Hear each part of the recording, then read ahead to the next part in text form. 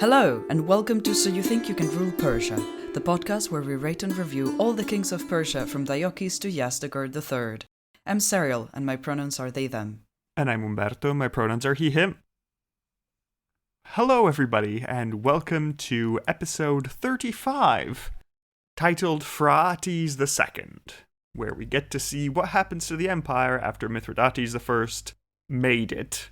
Let's see if it holds up, if it just collapses in one generation and everything goes to hell, or if it does better than that.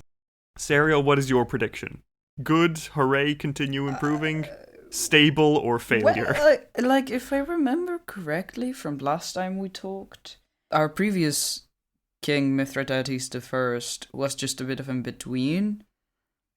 But now the Parthians are coming, right? I mean, Mithridates was the first Parthian. Oh, yeah. He's the guy that made the empire. Oh, yeah, no, basically. true. Mithridates was the first. Mithridates, yeah, he was there. No, so Tried. Mithridates the first, he was promising. So I'm assuming the dynasty shall continue one way or another. That's fair, true. Yeah. It will continue. Let's see if it continues well or not.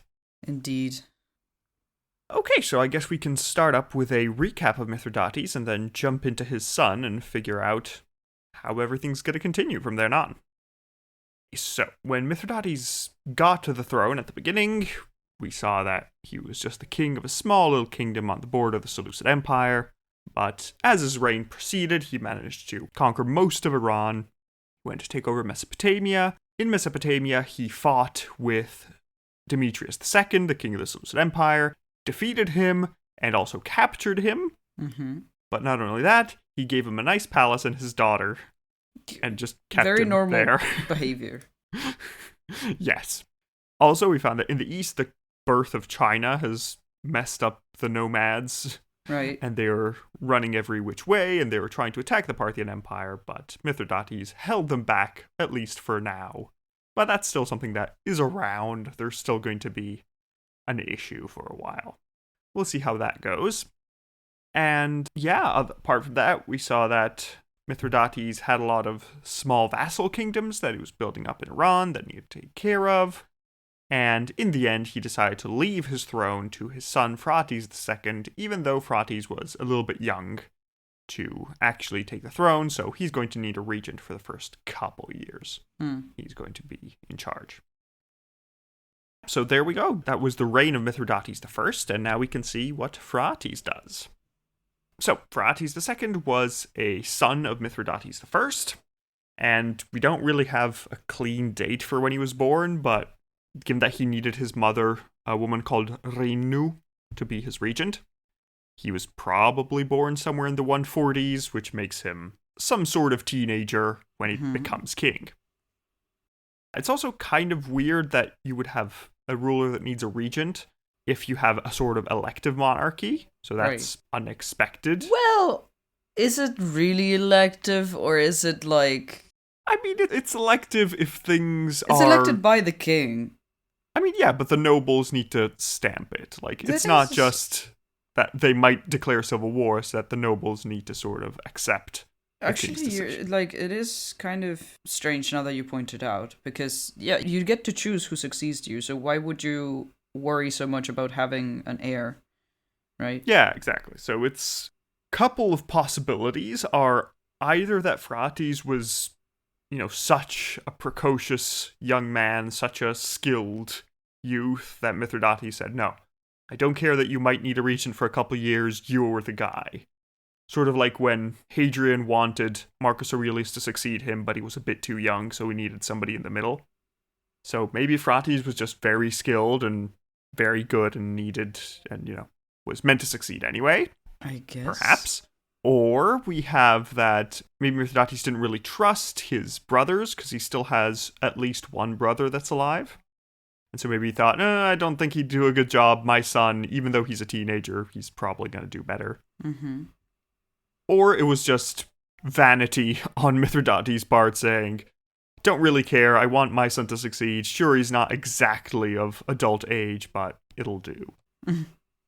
So one of these versions is probably what happened, but I guess based on what happens in the future, we'll get to judge if Phraates was actually the most capable guy in charge, or if he was just there because Mithridates preferred and nobody wanted to say no to him because, well, he created the empire, so might as well. Yeah, how do you know, you don't usually go against your emperor. Yeah, especially if he's like a strong emperor that's ruled for 30 years Yeah. successfully. You're gonna trust his judgment. He's done a good job so far. Might as well. Very fair. Or alternatively, one last one, is that maybe the nobility thought a regency is always a nice time to accumulate privileges for the nobility, so might as well make the kid king and we can just enjoy some corruption in the meantime. Who knows? Enjoy some corruption, you know. Yes, some nice sparkling corruption. Who doesn't? But yeah, so we have that Phraates takes the throne in 132 with his mother, Rinnu, as regent.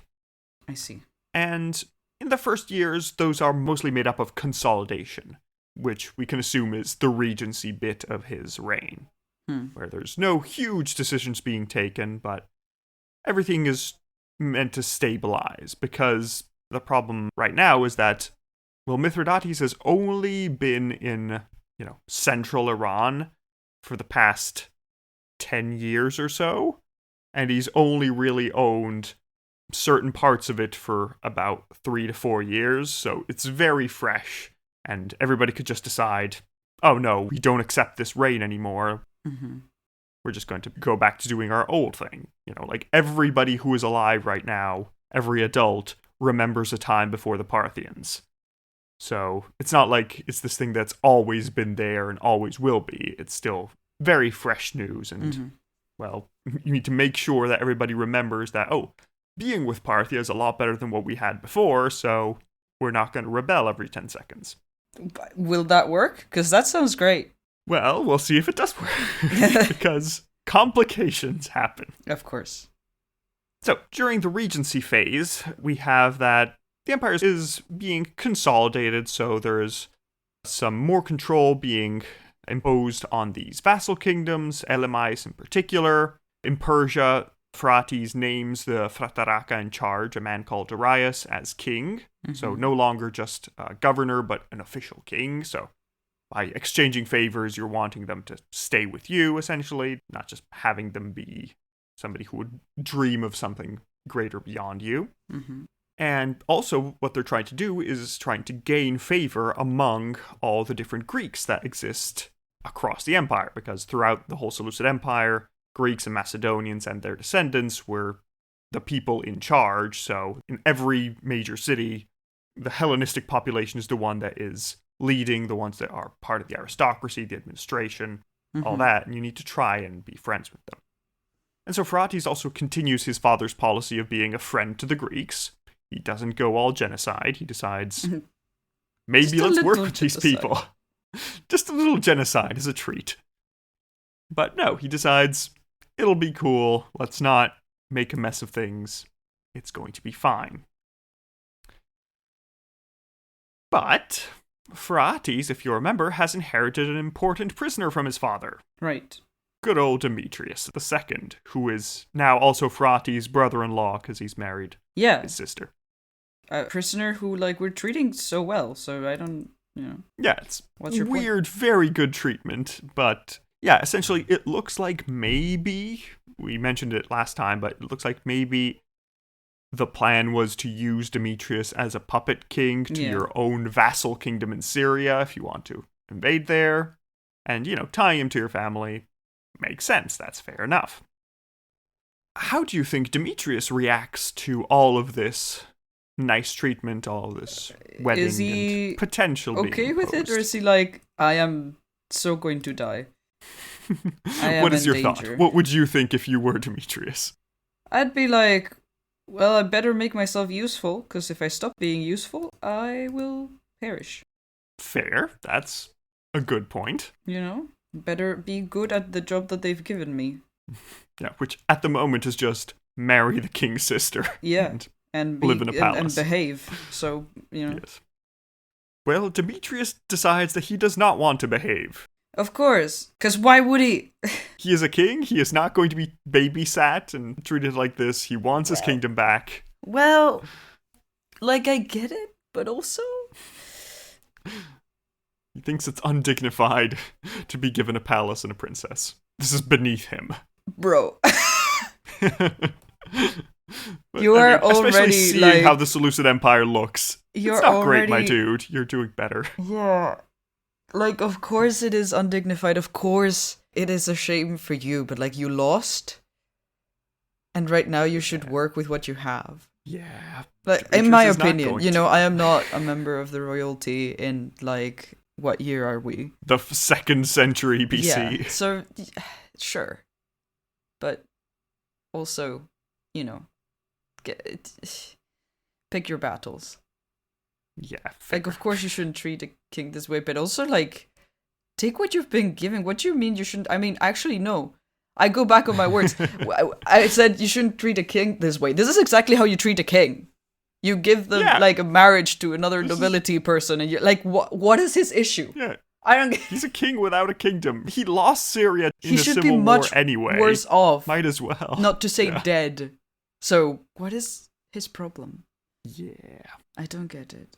Well, Demetrius, in his nice, cushy palace in Parthia, decides to have a chat with a friend, and they decide to escape from the palace and heist him back all the way to Syria, because it worked for Demetrius' dad, Demetrius.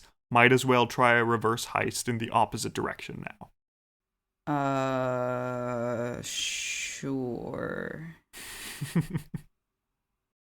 So Demetrius and his friend take a couple horses and run off away from the palace. We're not sure about the specific details, maybe under the guise of a hunt or something. That's always a good excuse to run away on a horse. Might as well. So Demetrius runs away, he tries to escape, but then he realizes, oh wait, I don't know what this country looks like, and the Parthians do. The Parthians have patrols around. This isn't going well. And Demetrius gets lost and is recaptured by the Parthians. Oh my god. He could have just been like, yeah, I just went hunting. Yeah. He got far away enough that it was probably not hunting anymore. Because, like, once you realize that, like, you're surrounded, you should probably be like, abort mission. Yeah. I don't know. Man, what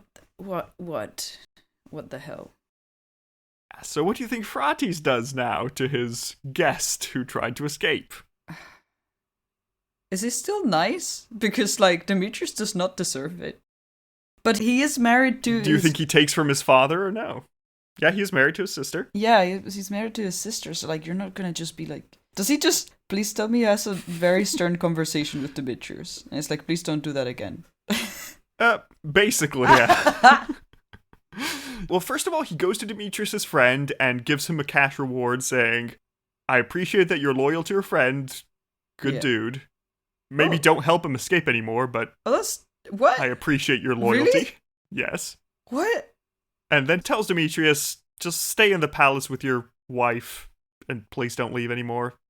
So now Phraates has decided to simply put Demetrius in house arrest and say, don't do it again. He's way too nice. Come on, my dude. How about no? What do you think Demetrius does now? Please don't tell me he tries it again.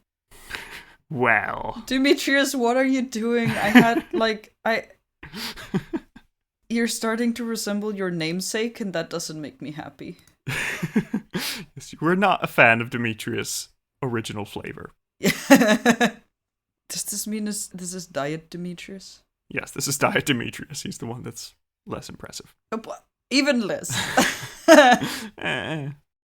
But yeah, so Demetrius has some children with his wife, and Phraates at this point having some brand new nephews. He thinks, okay, I guess Demetrius can be trusted. He's not going to abandon his whole family behind, is he? That's okay, Demetrius. You can go outside the palace a little bit. It'll be cool. I trust you now, pat pat. Oh god. And well, what does Demetrius do? He takes the same friend of last time and decides to escape off. And this friend take some horses, trying to map it correctly. Helps him. Do you think the conversation was like, dude, like we, I don't know if we should do this again. You know, like last time, we were very lucky that the king, you know, like actually kind of let us slide. Like he even rewarded me for being loyal to you.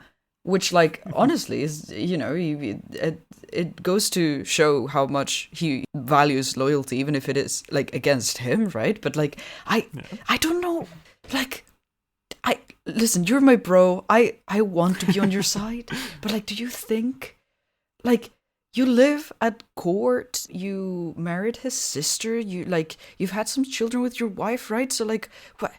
I'm not sure. Are you sure? Yeah. Demetrius was like, well, I have nothing going this weekend. Might as well go for it. You know what? Yeah, sure. Why not?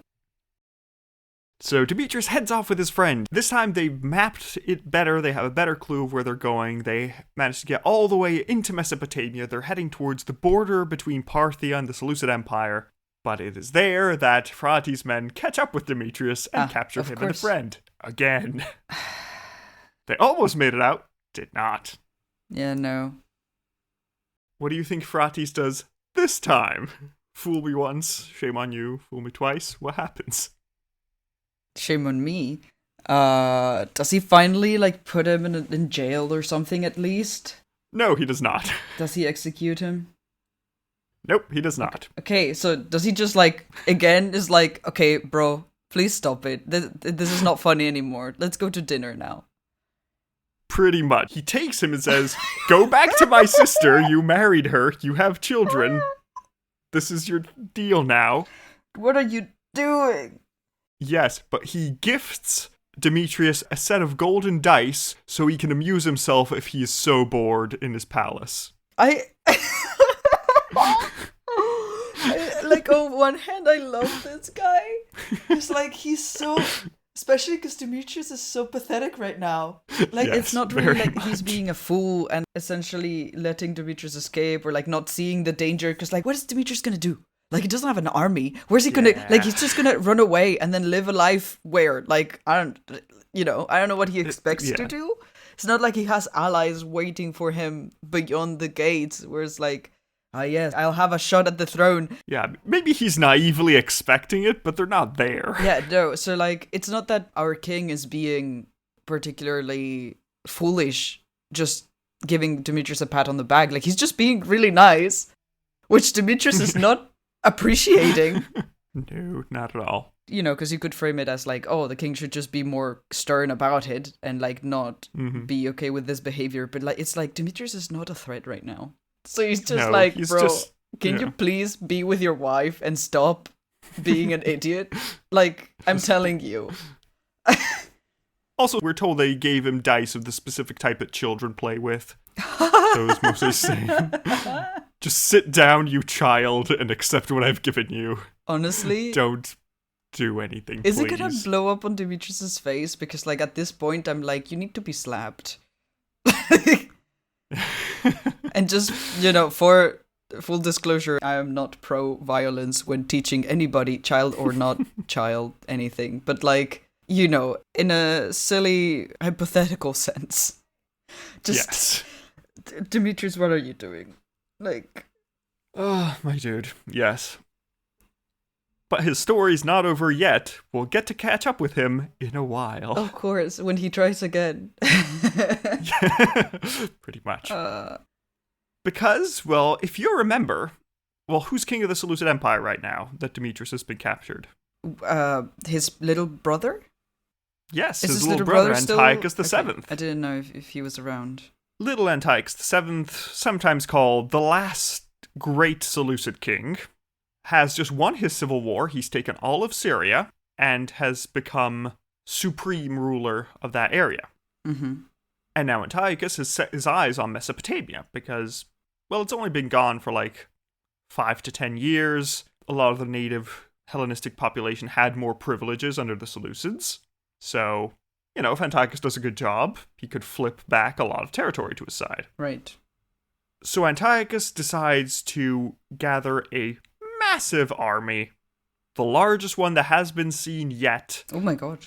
Okay. Collects everything that he has and gets ready to march east. He wants to pull on Antiochus III and reconquer Iran and make sure that the empire is reborn. Okay, damn. Yes. I am very surprised that he will get the support, but I guess there's still people who... I mean, he recently won the civil war. He has some allies in the West that have financed him and ensured that he's in control, so he's using all this money in one last-ditch effort to retake Mesopotamia, retake the richer parts of the empire, and once he has those, he can repay his debts and rebuild the Seleucid Empire.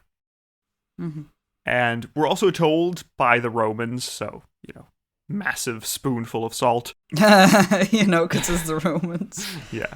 They're basically saying, oh, Antiochus spent a massive amount of money in luxuries. Not only did he have soldiers, he had them covered in silver. There was tons of money. But it might just be that they're thinking, oh, the Eastern king, of course, he's going to be using a lot of silver and luxuries, and he wouldn't move without being all fancy. So at last Antiochus marches into Mesopotamia, and there he meets the Parthians 3 times.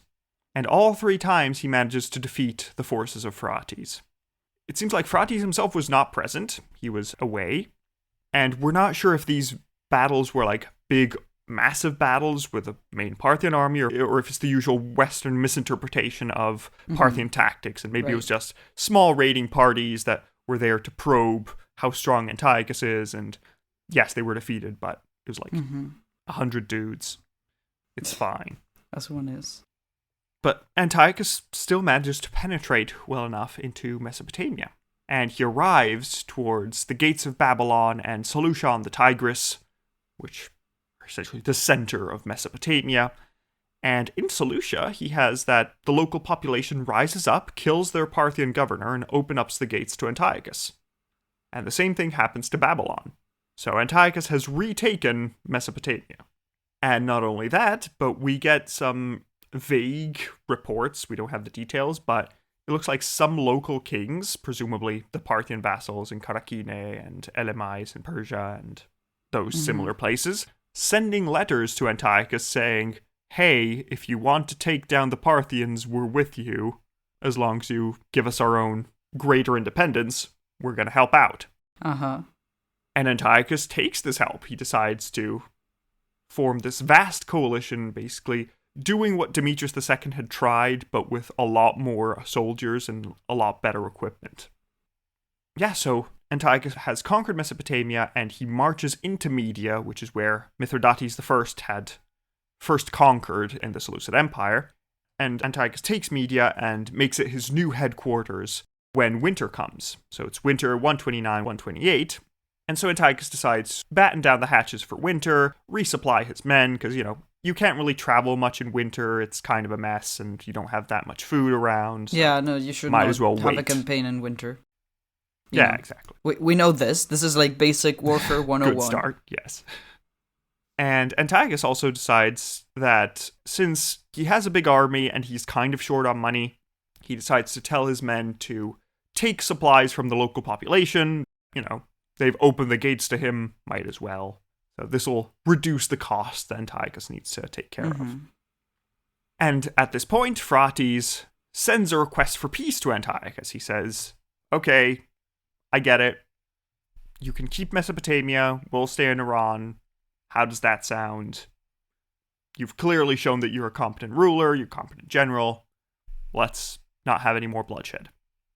But Antiochus sends back his own demand. Antiochus says, no, Mesopotamia isn't enough. You're just barbarians squatting on my territory. What I want you to do is, first of all, give me Demetrius. I want him back.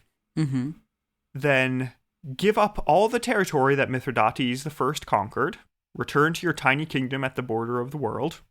And once you get there, you're going to be paying me a yearly tribute as my vassals. What do you think Phraates does? No, thank you.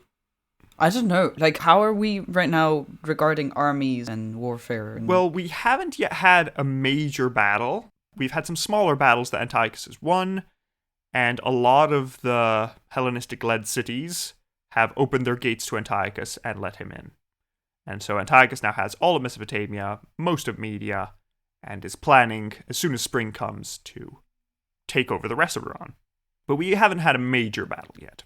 So we could, I guess if we feel confident enough that we could take him, then we'll be like, no thanks, Demetrius is married to my sister, I will keep him, even though he really wants to go. Or, because I'm so tempted to just be like, yeah, take him, bye, I don't care. Well, But that doesn't mean that I want you to take the rest of the empire. I just want Demetrius to not be here, I guess. But it kind of defeats our plan of like having Demetrius as a puppet king. But also, on the other hand, he's not very willing to be a puppet king.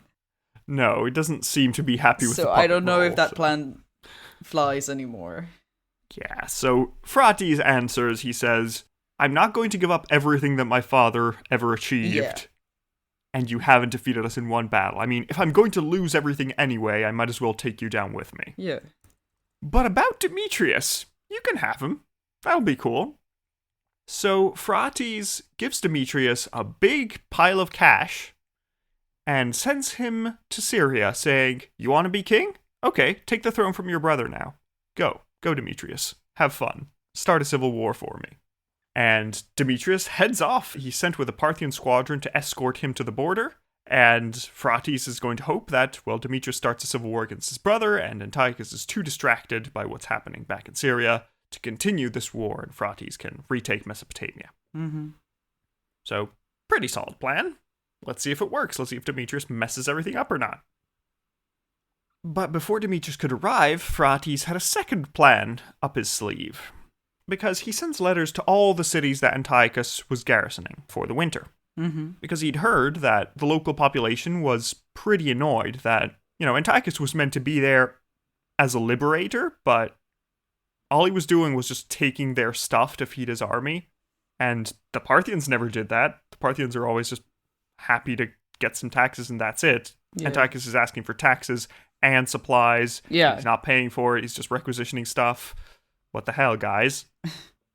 And so Phraates coordinates with all these different cities, and he decides to have a scheduled uprising where everybody is going to take on the Seleucids at the same time. So Phraates gives the signal on the appointed day, and all the Seleucid garrisons are massacred by the populations of the city. And, well, Antiochus is there with his main army, and he's in a city, and he hears all this news, so he tries to go and help out these cities. But it seems that he left with only his royal guard to be as fast as possible to get to these other areas. And at that point, over the hill, is Phraates with his own army, who had prepared this ambush knowing where Antiochus was, and he joins the battle. And, well, given that this was all planned beforehand, Phraates manages to attack Antiochus, destroy his army, and in the end, Antiochus himself is found dead on the battlefield by Phraates, who takes his corpse. Damn. So Phraates was like fighting on the field. Yeah, it seems like he was in charge of this We attack. love a king who joins in the battle. Yeah, he does a good job there. And it's unclear if Antiochus was killed in battle or if he just decided to take his own life after, when he saw that everything was lost and all his army was destroyed and there was no hope of his empire ever recovering. But in any case, he is now dead. Good attempt, though. Yeah. Antiochus. Like, for being the little brother. Like, good job. It could have gone either way. I guess, like, if the battles had gone differently. He did win the previous ones, so... Yeah, he did reconquer a lot of land. Yeah. And, yeah, this is why he's called the last great Seleucid king, because he's the last one that had a chance to retake everything. Yeah, because it's not like... Things had gone differently, he could have made it. It's not like Demetrius was gonna be that king. I'm sorry. Nah, not really. It's kind of a mess. But yeah, so Antiochus tried his best. He could have made it, but no. From now on, the Seleucid Empire's in a death spiral. And yeah, we have a couple of extra fragments regarding his end, where apparently from Polybius we get a quote from Phraates deriding Antiochus's supposed drunkenness. We're not sure if this is real or not. Who knows? But apparently Phraates said, "Your courage and your drunkenness have ruined you, O Antiochus, for you hoped that in your great cups you would be able to drink up the kingdom of Arsaces." But who knows if it happened. In the end, Phraates actually just sent Antiochus's body back to Syria in a silver casket to show him respect, so... Nice. Who knows if he actually said that. It seemed like he was...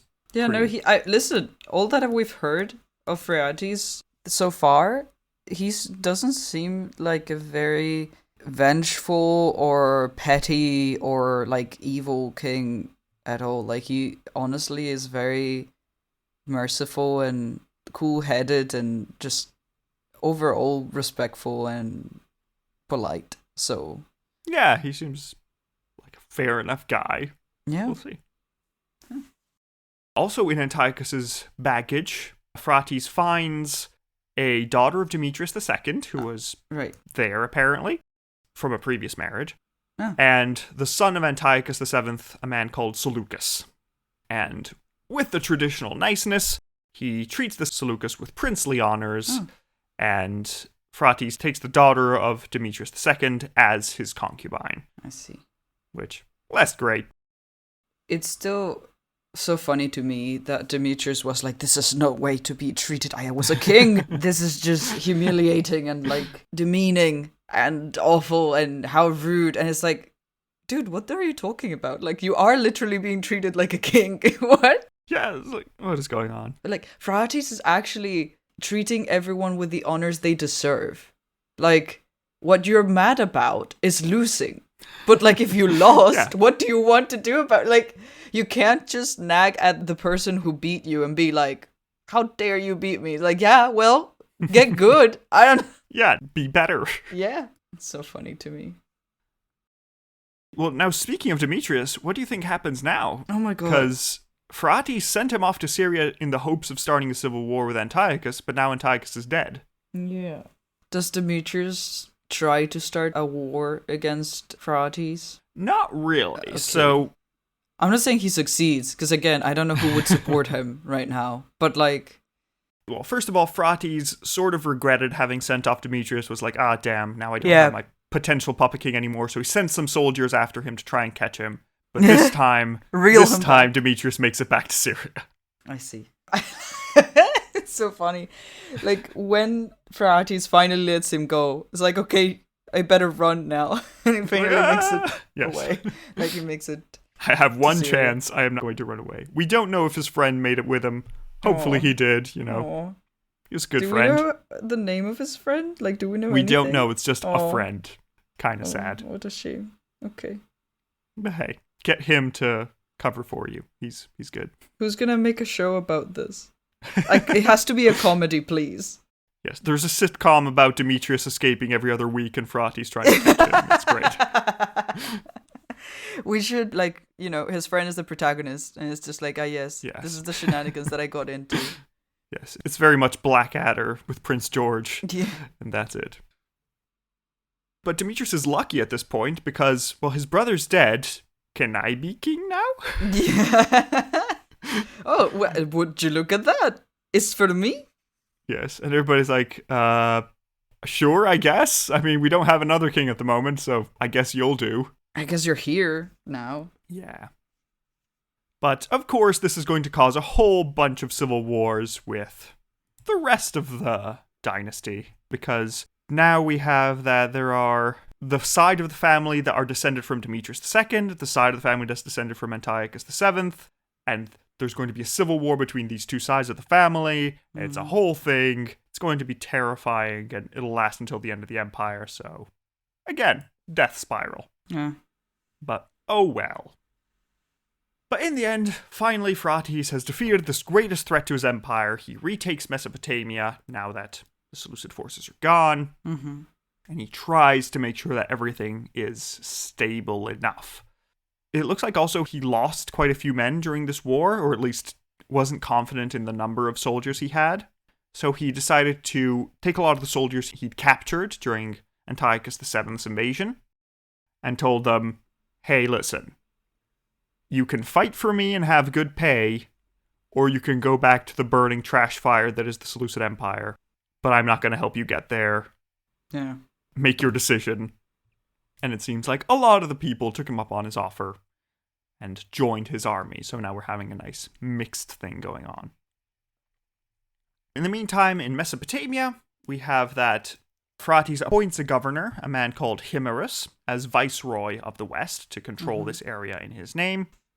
And it looks like things were still a bit touchy with the Greek population in the area.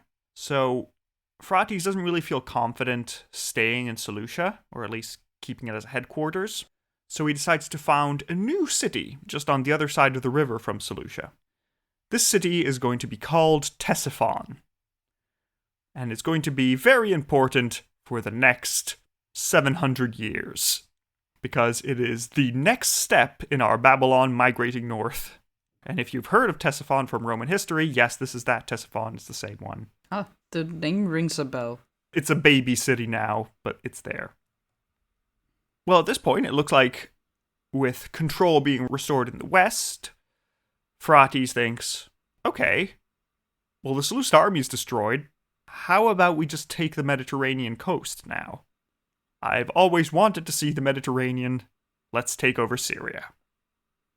So he gathers a large force with part of these old Greek troops and his own Parthians, and he starts to march towards Antioch to take it over. It's at this point that he gets a message from Jessica. Jessica knocks on the door, says, excuse me, sir, there's news from the east. Remember the nomads? Yeah, they're back. They weren't sleeping while you were off dealing with the Antiochus situation. Ah, right. So Phraates sighs and says, fine, I guess. Sure, let's do that. That'll be fine, I guess we'll deal with this now. Fine. We'll see the Mediterranean next time. And yeah, it's sort of unclear who these nomads are, because certain sources say that they were actually mercenaries that Phraates got to fight Antiochus, but Antiochus was defeated before these mercenaries were used, so Phraates didn't pay them in the end, and the mercenaries just decided to raid the countryside to make up for it.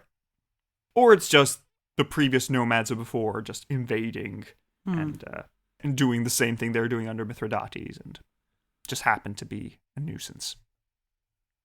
Well, Phraates then decides to head over to the east and take care of the nomads. But at the same time, the governor of Mesopotamia, Himerus, tried to subdue the kingdom of Karakine at the mouth of the Tigris and the Euphrates, but it went so terribly. Oh, God. Because Himerus was defeated, and he was apparently rather cruel, or at least unsympathetic to the local population. And this allowed the king of Karakine to take over Babylon and become rulers of Mesopotamia. Ah, I see. So the west is sort of gone, and at the same time, the kingdom of Elymais, the vassal kingdom just to the west of Persia, they're also rising up and trying to become independent again. Because, well, it doesn't really matter if the Seleucids are in charge, as long as somebody is in charge of Mesopotamia, they have the upper hand. So Phraates, on receiving this news, decides, fine, I guess I'll send somebody to deal with Mesopotamia now while I deal with the nomads. There's too many things happening at the same time. So he sends a general to deal with Mesopotamia, while Phraates takes a large force to deal with Saka nomads in the east. And it looks like Phraates didn't really trust his Greek soldiers too much, especially not with Mesopotamia. So he decides to send most of his Parthians to the west to deal with the Mesopotamia situation, and Phraates takes some Parthians, but a large amount of those Greeks he took from Antiochus with himself so he can keep an eye on them. And yeah, apparently the Greek sources tell us that the Greek soldiers were harshly mistreated by Phraates, but this could just be the Greek sources being Greek sources and not liking Phraates. Sadly, I do not trust the Greeks or the Romans in this issue. Yeah, and I mean, they've been writing friend of the Greeks on their coins for a while. They've trying to be accommodating, so it doesn't seem the type to be unusually cruel. Yeah. But no, also just like by his behavior until now. Like, yeah, it doesn't seem like if this had been a cruel king from the beginning, I'd be like, oh, I mean, could be, but he's not. So I don't know. Yeah, seems fine. It's also not nobility, so like maybe, but like it would be very out of character. I feel like it's like, what would he gain from it? Yeah, it doesn't sound reasonable to antagonize the people with sharp things in your army. Yeah, exactly. Like, not that it's out of character in the sense of, oh, he would never, because like maybe, I don't know, people are very weird and like treat different demographics differently, right? But it doesn't seem a smart thing to do to antagonize your own army, and he seems like a smart king who makes like pretty logical and sound decisions. So I don't think he would do that. Yeah, it's a bit mysterious, but well, that's what ancient sources get you. Yeah. Especially when you don't have both sides of the story and you just have Yep. the enemy telling you what Parthia is like.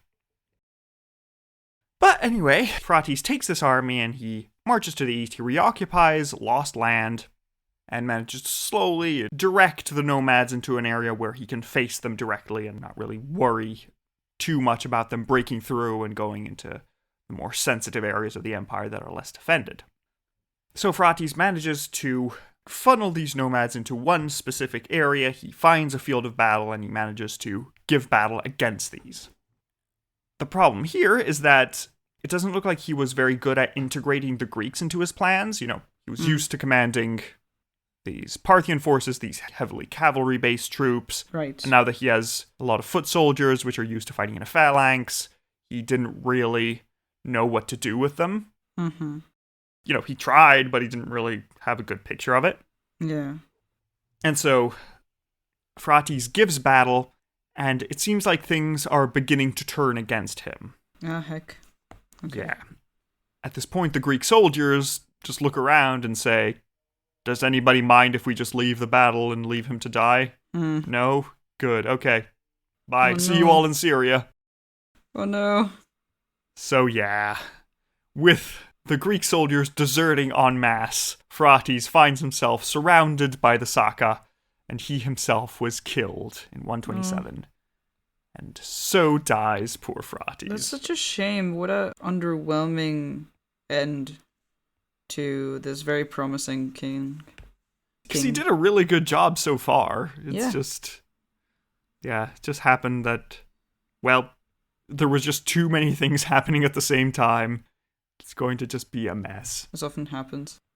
I guess it would make sense that, if the soldiers were mistreated, as the Greek sources say, they would abandon. However, that also might be a thing to make the soldiers not look like terrible soldiers for abandoning who they were serving.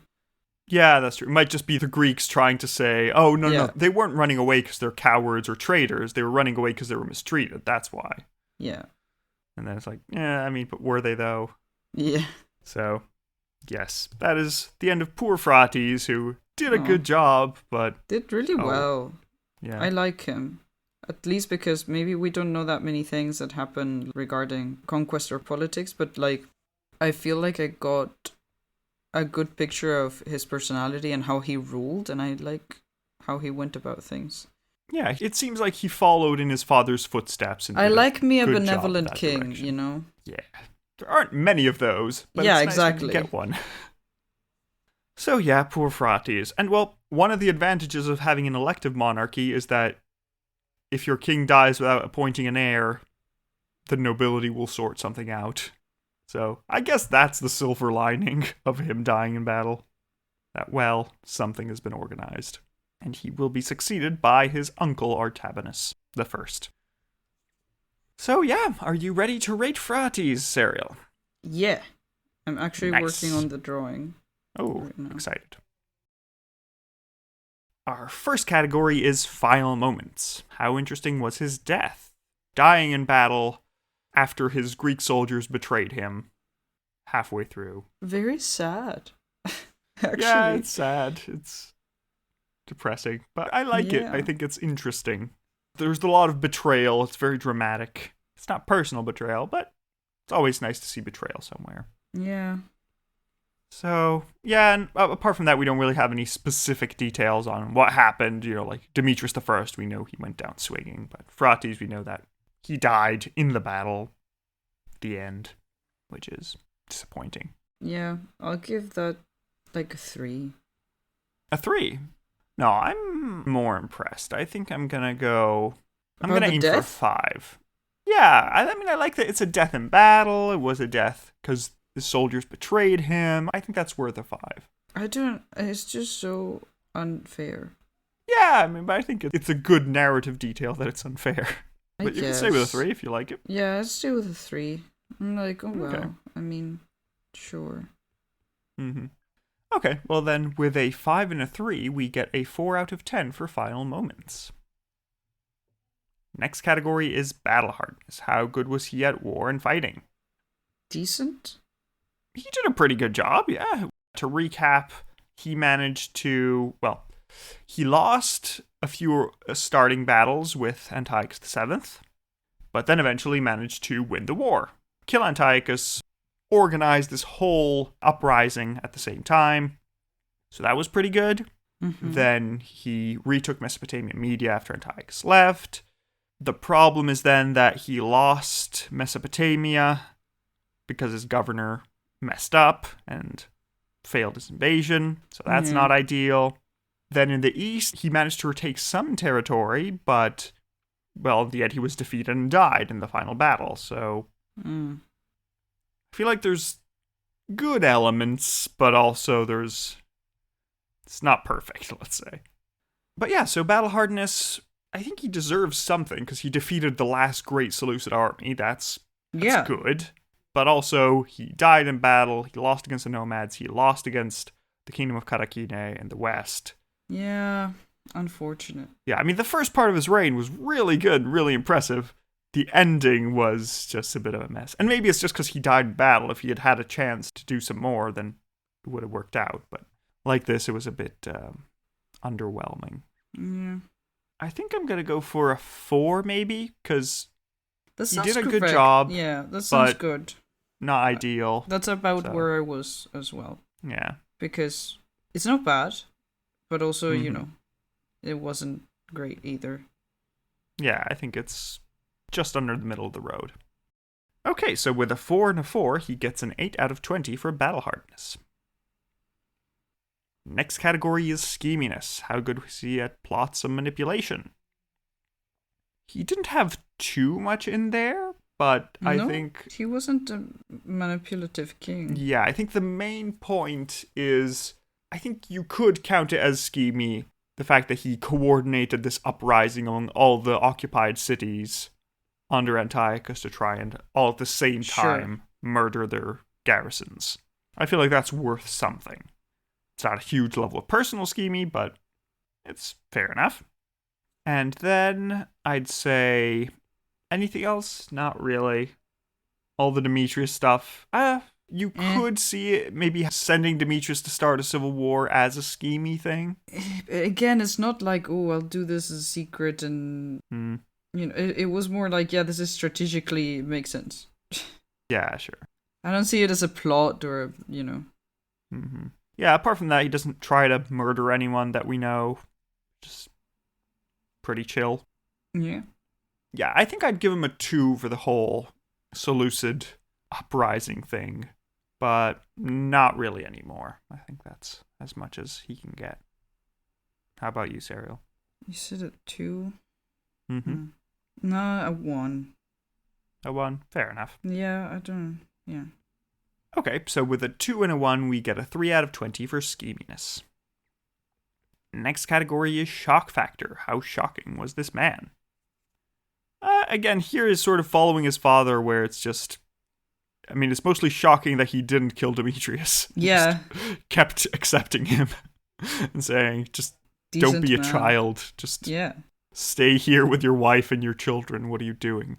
So that's the main shocking thing. Otherwise, shocking bits could be that he took up the Greek soldiers into his army and that he mistreated them, if he did indeed do that. Although we've said that we don't really believe that. Yeah. That would be shocking if he did do that, because why? Yeah, pretty much. But I feel like it's very much storytelling of like, oh, that led him to his death, because, Yeah, it fits more in the story. Yeah, I think shock factor, the only thing you can really give him is that he was just too nice to Demetrius. Yeah. But otherwise, meh. I forget, did Demetrius end up dying? Demetrius is now king in Syria. Yeah, I was like, where did we leave him? Okay. Yes. God, so I guess he got what he wanted. Yeah, we won't see, but... Yeah. I was gonna say, I don't think... Yes, if Alexander Standard does him, or rather, when they do, you can figure out. I would love to know their opinion on this guy. If they are like, finally, if they elevate him, or if it's just like, yeah, he's a bit of an idiot. I don't see why you would be an admirer of Demetrius II. Maybe there's bits I didn't read, who knows. His sister's cool. He's So yeah, shock factor, I think I'm going to match what I gave Mithridates, is just a token 1 for the being too nice. And that's it. I agree, actually. Nice. So yeah, with the 1 and a 1, we get a 2 out of 20 for shock factor. Next category is Aaron Shine. How good was he for the Empire in general and Persia in particular? He did a pretty good job. So let's talk about upsides. Upsides, he managed to preserve the Empire from falling apart when Antiochus VII invaded, because there was a real possibility that they would just lose everything. Yeah. Because it was barely consolidated, and now he's bought them more time. Once you get to the point of a generation passing, then everybody accepts that this is the way of things. But while you're still in that dangerous period at the start, anything can happen. So he did a good job. He managed to defeat Antiochus and ensure that the empire would be considered stable and maintained. At the start of his reign during the Regency, he tried to consolidate some of the vassal kingdoms. He made the rulers of Persia kings, not just Phraates. And then he tried to fight back the nomads, but failed. Then in the west, he lost Mesopotamia to Karakine, which is not great, because we kind of need that. It's rich and important. So if an other empire has it, that puts everyone else in danger. So it's, I mean, he continued his policy of tolerance towards the Greeks and tried to incorporate them, but again, I don't think the empire is better off under him. I don't think it's his fault. I think he did what he could, but I think the empire is in a more shaky position than it was when Mithridates I was there. So I'm wondering between a 3 and a 4, because I like Phraates. I think he tried, he did his best, but he isn't opening up a great golden age with his reign. He is sort of holding the ship steady, and it's crumbling a bit. I'm actually going to do 3, because he loses both in the east and the west. And sadly, in the end, he does not do that much good for the empire. Yeah, if he died like a couple years earlier before everything went to hell, then okay, that would have been a greater result, but no. Yeah, not really him to blame that much, but it is what it is, I guess. Yeah, under the circumstances, he could have done better. Fair, but yeah. So, yeah, I give him what did you say, a 3? I said a 3, yeah. Or a 2. If everything's gonna go badly now. I'll go for a 2. Okay, a 2. Understandable. So yeah, in the end, with a 3 and a 2, he gets a 5 out of 20 for Aaron Shine. Our next category is Face of Faces. What do you think this man looked like? I am almost done. I've been working on this. Nice. Okay, are you ready? Oh, nice. So Serial is done. Silly. Let me open it up. I have a suspicion on what you went for, but if I was right. Oh, but you have no idea. Okay, I'm curious. Okay. I love this. Very good. I also love the outfit. That's impressive. So what we have is a man in the center with a nice pair of long, comfy-looking pants, a nice shirt with lots of little starry patterns, it looks like. He has long hair, a beard, nice little diadem. And in one hand, he has a leash leading to a child, which is labeled Demetrius, in his nice little Seleucid robes, just wandering off. And then we have Phraates dealing with another child labeled The Rest of the Empire's Problems, which is now on the floor being held by another leash. Do you know this meme of this woman in an airport, I think it is, wrangling 2 toddlers on leashes? It's this. Yes. I love it. This is very strong, and good old Phraates was trying his best, but these children are just getting in the way. It's too difficult. Damn you, toddlers. I mean, to be honest, I don't think Demetrius was that much of a problem ever, but... It was just a pain, mostly. Yeah. Just, I have other stuff to do. Why? Just stay still for like 5 seconds. Oh, goodness. So thank you, Serial. All of our lovely listeners can find it on the website. You can either access Serial's portrait gallery or click on the link in the description of the episode and get to the page. And now let me show Serial what he actually looked like, and they can tell us what they think. Interesting portrait. Fun that like the beard looks very curly, but then the hair is honestly kind of straight. That's very fun. Yeah, I think this is just mainly that he's young and he can't grow a proper beard yet. Sure. But I like it. But yeah. Different facial features. I am very happy to like be on a different dynasty now. And you know, have not the same more family genes in the gene constantly. pool. So this young man looking to the right on a profile on a coin. He wears a diadem, so we're keeping that symbolism. Mm-hmm. His hair is straight mostly and cut kind of in a page boy cut, or like, well, not really a page boy. It's kind of like what it's been these past portraits, where like it's shorter on the fringe and then it just goes on a diagonal to the back of the head, right? Yeah. But it's kind of straight hair and then a bit of a beard, big eyes, and shorter, more like rounded nose. Mm-hmm. And a thick neck. I don't know. Yeah. Yeah, I can't tell if he has an earring. That might be a thing. Yeah, I don't know if it's. I don't know if it's like a curl or an earring there, but yeah. That would be cool. Yeah, I like him. Wouldn't be out of character, but yeah. Fun portrait. So yeah, it looks like a nice young king. Fancy. He does look benevolent and like a nice person. So I don't know. Yeah, like a nice person in like the a nice regards guy. of like a public image of a king. Yeah, sure. He's not portraying himself as "I will flay you alive." Yeah. He's saying, "Hey, look at me! I'm a friend of the Greeks. Yes. Please don't rebel. Thank you." So yeah, that's nice. I think I'll go for like a 5, maybe. It's another coin. It's fine. Yeah, I'm gonna go for a 4. I'm not as impressed with the beard. No, that is fair. Not that impressive of a portrait. It's just okay. It's another coin. Yeah. It's a dude. I'm glad we have it. Yeah, it's nice to have. It's contemporary. It's not too impressive. And it's how he chose to represent himself. So like that's cool. Okay, so you're sticking with a 5. Yeah. And I'll give him a 4. So together we get a 2.3 out of 5 for Face of Faces. Our next category is lengthiness. How long do you think this man reigned? Like 10 years? 10 years? No, it's actually half of that. Oh, 5. Okay. He reigned only 5 years from 132 to 127. Oh. Where he tried. Yeah. If he had lived longer, he probably would have had a longer, more successful reign, but... Yeah, but also he died in battle. Like, he died because he lost. So, like, you know... Yeah. Could have been better, but oh well. Yeah. So, dividing by 10, that is a 0.5 out of 5 for lengthiness.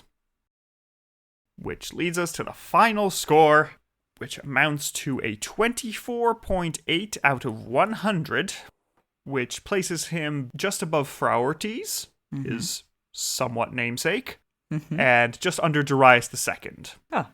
So he is in the middle, in the 20s club, that where most of our rulers have been.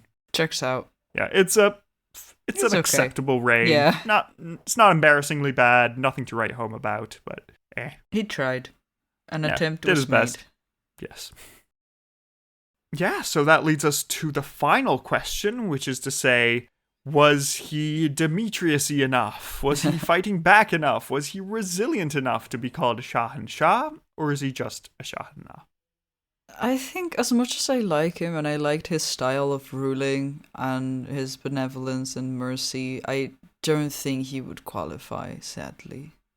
No, I agree. He messed up too much. Yeah, again, I think give him an extra decade of ruling. If he had made it, I think he would have done a fair enough job, but like this, it's meh. Yeah, agreed. Yeah, unfortunate. But yeah, so sorry, Phraates. You have to go off into the desert. You can meet Mithridates and tell him that Iran is still not stable. We're trying, we promise, but it's still messy. We still need to deal with everything exploding all the time. We'll hope it goes better. Yeah, hopefully we get to a better point at some point. I don't know. Yeah, we're still not out of the quote-unquote crisis period. Yeah, I am very skeptical and scared now that I know that apparently it gets worse. Yeah, it's going to get worse for a little bit more until it gets better. But yeah, so that is the end of today's episode. Hope you join us next time for Artabanus I. We're going to have a lot of Artabanuses and so many that the numbers become confusing and historians don't agree on what you should number them, and Oh no. it's a whole thing. Oh no. I'm going to stick with one numbering, but, the advice is to look up the dates and then be like, yes, this is who they mean. I feel like as long as we stick with one numbering system, then, We will try if our we are best. consistent. Yes, we will be consistent. Know that it's not comparable to most things, so it happens. Also, if you've enjoyed this foray into Parthian history and you want to hear more, well, first of all, keep tuning in, but also tell your friends. Give us a review. We appreciate it. And tell people that, hey, we have a new dynasty. It's going to be fun. We get to fight the Romans soon. It'll be good. And yeah, so I think that's all we have on our side. And we hope you have a nice week, and we'll see you next time with more Parthian chaos. Goodbye. Goodbye.